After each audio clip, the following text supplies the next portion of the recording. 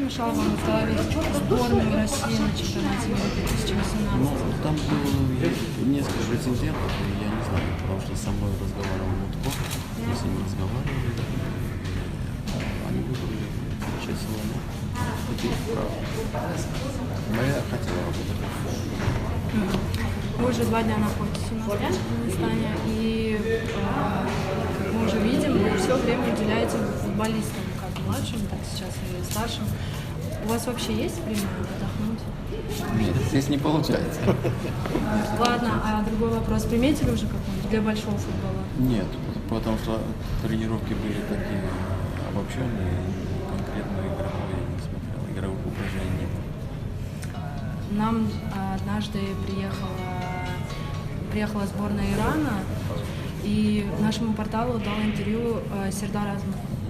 Он говорил, что вы с ним на туркменском языке разговариваете. Да, да. А как вы нашли этого талантливого футболиста? Нет, это был турнир в Ленинграде.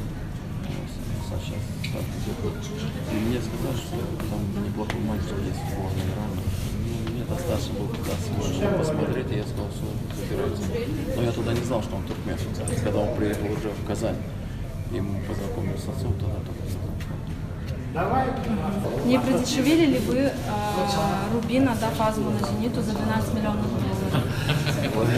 Нет, это финансовый вопрос, но я думаю, что для Рубина это неплохо, потому что есть еще опция, при которой Рубин еще будет зарабатывать. Но самое важное, что он в данный момент в какой-то критической ситуации, в клубе у нас финансовой ситуации, его продажа нам немножко помогла стать нам.